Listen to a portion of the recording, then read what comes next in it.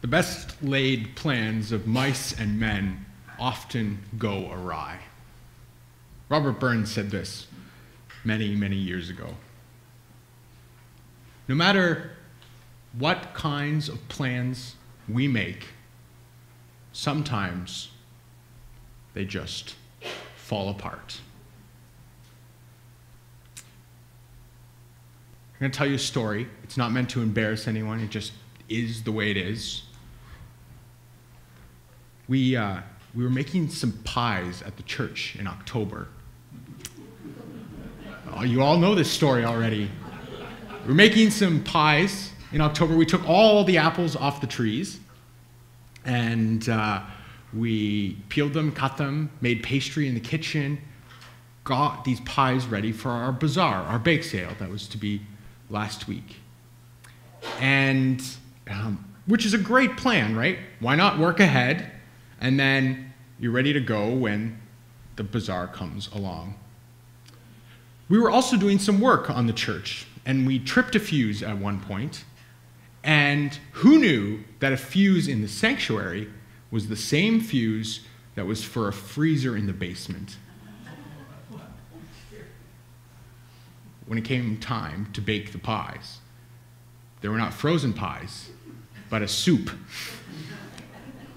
Now, who would have guessed that? Our best laid plans,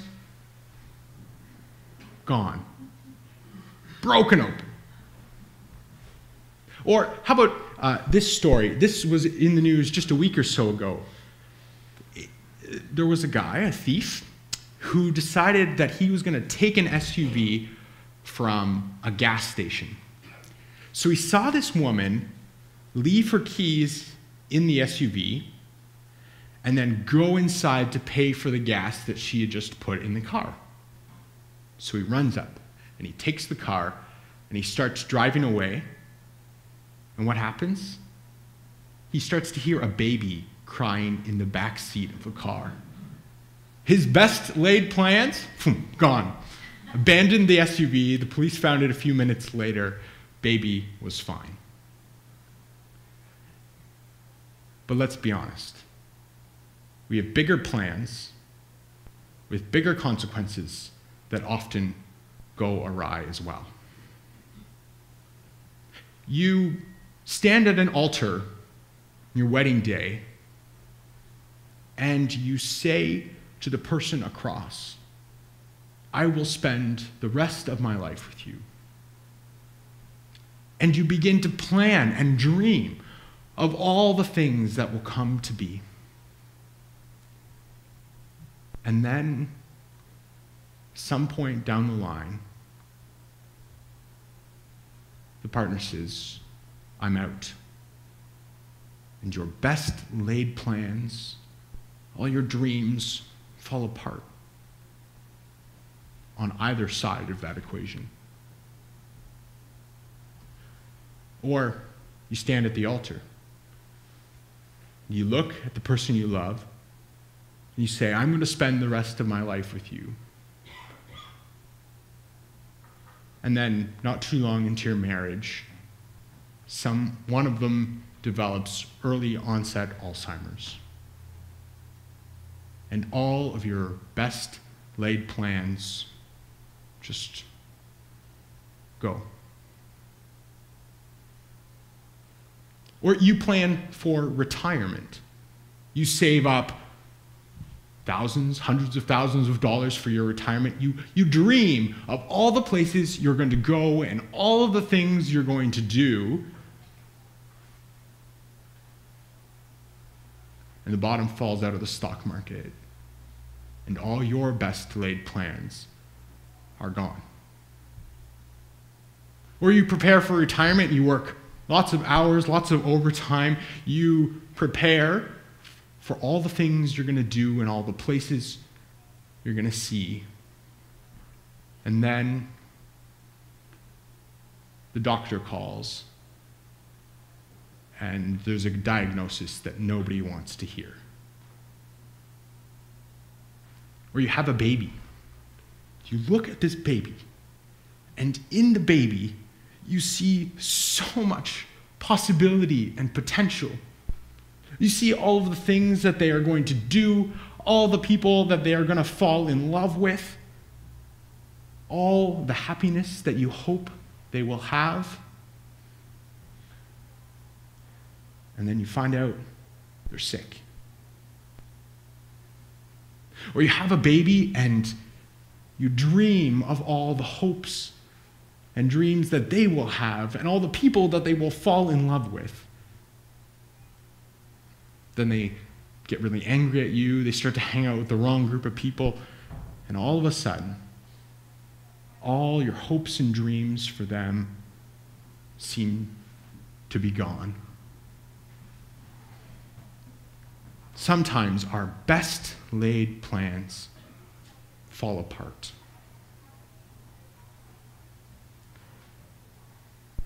Our story today is about David.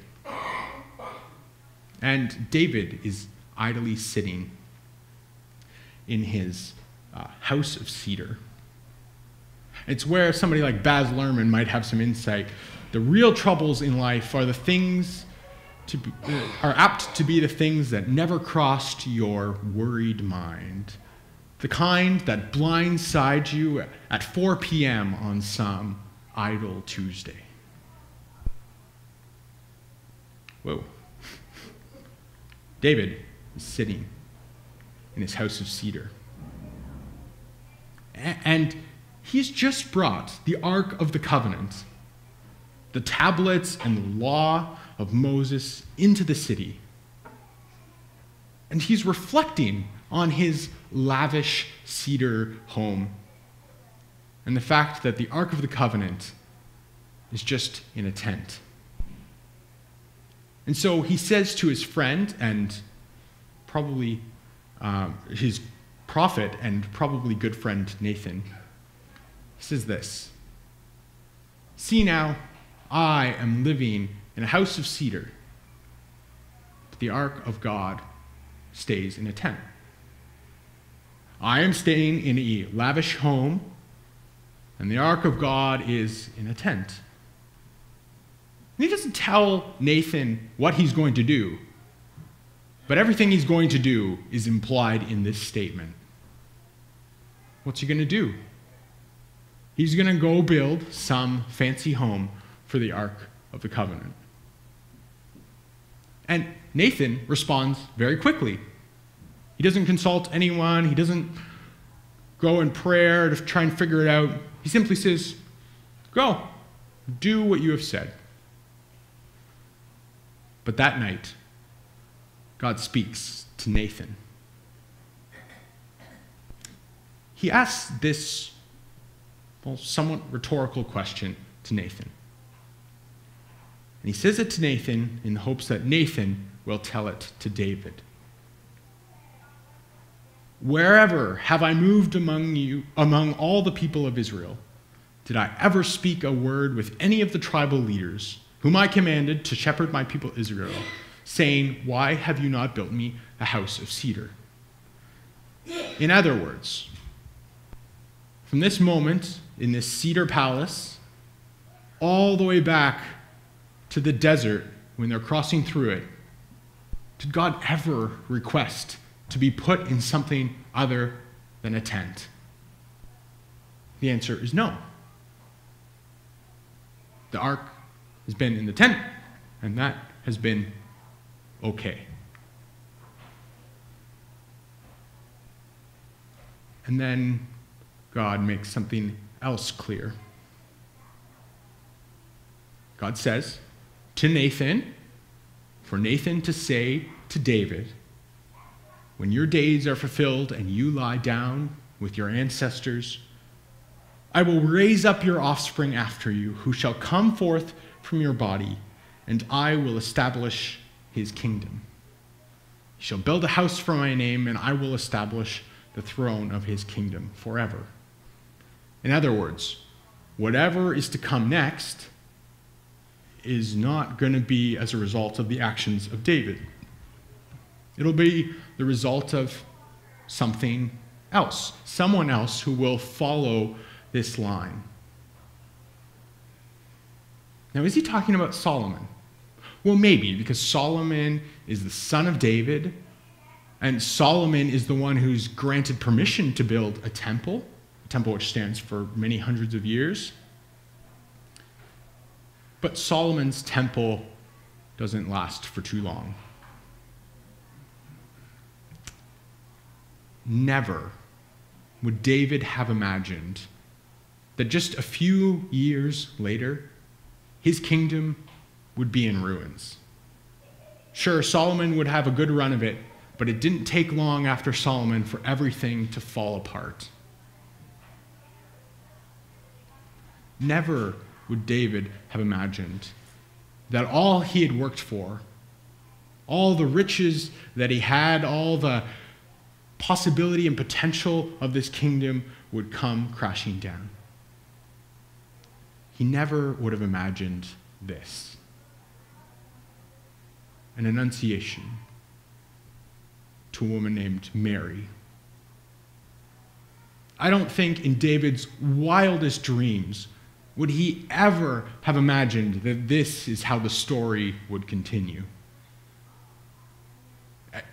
I'm sure he would have thought of kings and riches and tributes being paid in an ever-expanding kingdom. And instead, we have this. Now,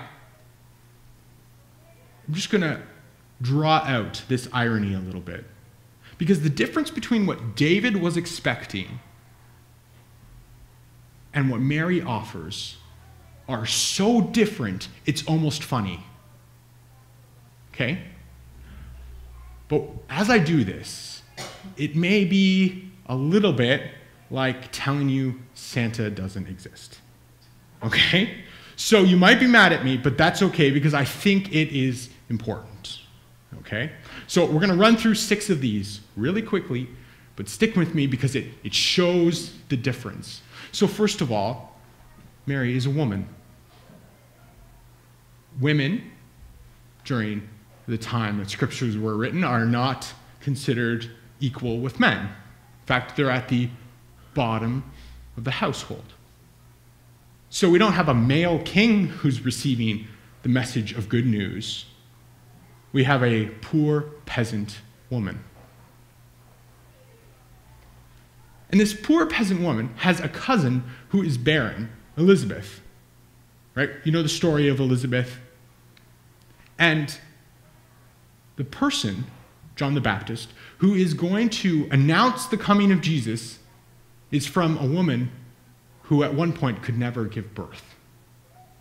Okay, so it's already 2 strikes against Mary and her family. And Mary is not of the line of David. Right? The scripture talks about this idea that it will come from David's line. But who's going to be the one that's in David's line?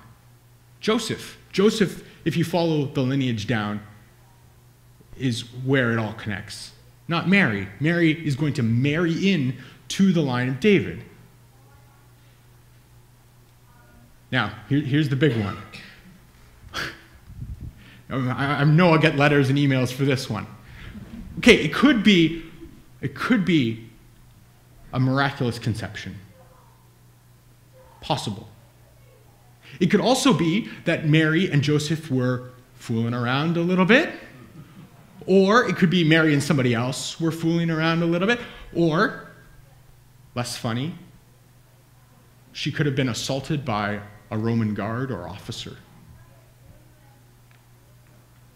When they finally get on the journey, where do they head?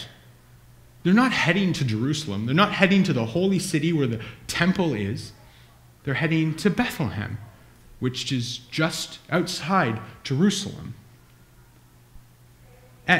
And not only that, there's no room for them in the inn. And this is important because hospitality was an important part of what it meant to be Jewish. If you were traveling from point A to point B and it was going to take you many days, you were expected, or you were able to be able to stay in the houses of other Jewish families. They would offer you hospitality.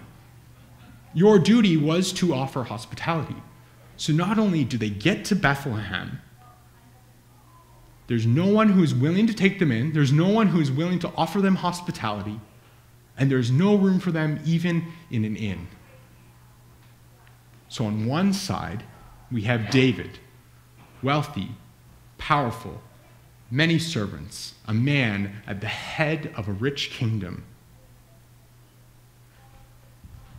And at the other side, we have a poor woman with fuzzy family lines, walking to a city just outside the city where there is no room for them. The difference is night and day. Never would David's best laid plans have ever guessed that Mary was going to continue the story. And yet, it's into that God breaks in. God breaks into the cracks of the best laid plans. And so at Christmas time, we celebrate a birth of love breaking in. And we ask that love would break in. That love would break into hotels where lonely travelers will spend this Christmas alone. We ask that God would break into nursing homes where people have no family or friends surrounding them. We ask that God would break into our broken and fractured relationships. We ask that God would break in to our fragile, lonely hearts. We ask that love would be born into Gaza and into the West Bank and into Israel. And we ask that love would be born into West Africa where they're still fighting Ebola. And so at Christmas, we ask for love to break in, to find a place in those broken and fractured plans of ours. Because our best laid plans, well, they often go awry.